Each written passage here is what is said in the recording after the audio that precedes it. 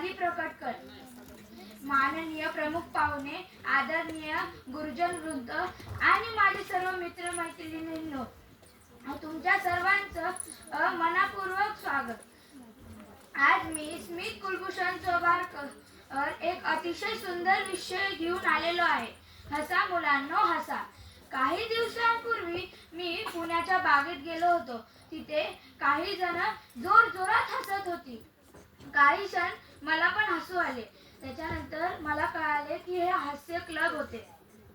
तेव्हा मी तिथे एवढे काही फारसे लक्ष दिले नाही.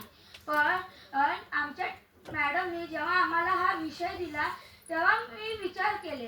तेव्हा आम्हाला कळाले की ह्या विषयाचं आजच्या जीवनात महत्त्व काय. मित्रांनो, आपल्या दिवशी किती अनेक समस्या येतात. समस्या, तणाव, अभ्यासाचे भार, परीक्षा, गृहपाठ या अनेक समस्याचा आपण सामना करतो.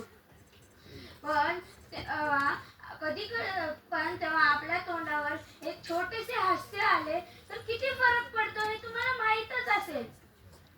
एखाद्या मित्रांनी सांगितलेला मजेदार टोपणी, एखाद्या शिक्षकांनी सांगितलेला मजेदार विनोद, आई बाबांसोबत झालेली मजा, अचानक सगळं दुःख, तणाव, ताण सगळं गायब होतं. हास्य हे आपल्या मनाला आणि शरीराला बळ देतं. हे तुम्ही लक्षात घेतलंच असेल. म्हणून सांगतो, हसा मुलांनो हसा. तुमच्यापैकी काही जण खूप किरकिर करतात. मला हे पाहिजे, मला ते पाहिजे, माझ्याकडे हे नाही, माझ्याकडे ते नाही. करतात का नाही बरं? पण तेव्हा आपली आई सांगते, बाळा हस ना, कारण की रडण्यापेक्षा हास्य हे आपल्याला शिकवते की कोणत्या पण मोठ्या समस्या असो त्याचा उपाय शोधता येतो. हे हास्य हे लोकांमधले प्रेम वाढवते, मैत्री मजबूत करते आणि लोकांमधला राग कमी करते. तुम्हाला एक गोष्ट सांगतो. एका शाळेत एक मुलगा होता. त्या मुलगाला प्रत्येक गोष्ट गांभीर्य वाटायची. छोट्या छोट्या गोष्टीवर तो नाराज व्हायचा. हळूहळू त्याचे मित्रही दूर झाले. काही दिवसांनी त्याच्या शाळेत एक शिक्षक आले. ते रोज एक वर्गात टोपणी सांगायचे.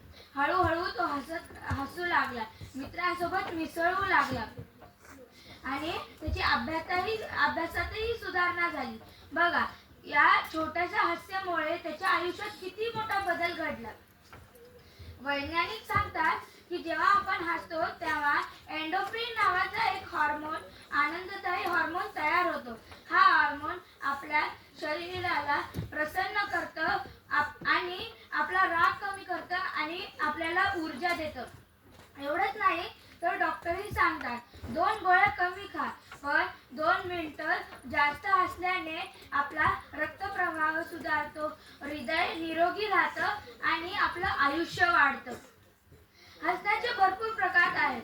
गदा, खळाखळा, खुसू, खुदू इत्यादी. हसायला कोणतीही मर्यादा नको. मोजून मापून हसण्याचे हसेच होते. छोट्या छोट्या गोष्टीवर हसा. एका छोट्या बाळाने सांगितलेली टोपणी तरीही हसा.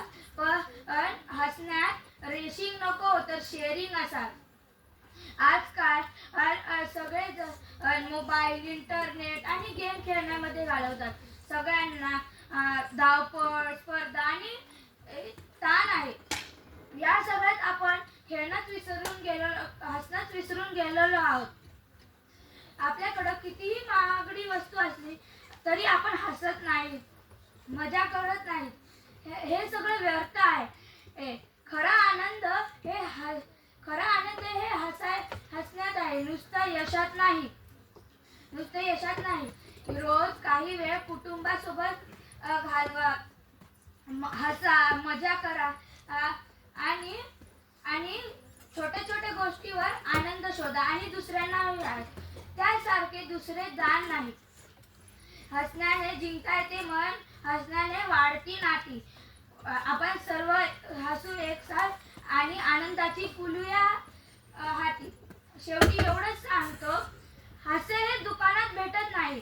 हास्य हे मनापासून येते आणि मनाला औषधासारखे बरे करते. रोजच्या जीवनात आणि आनंदाची कापणी आपोआप होईल. धन्यवाद. हसत राहा, आनंदी राहा.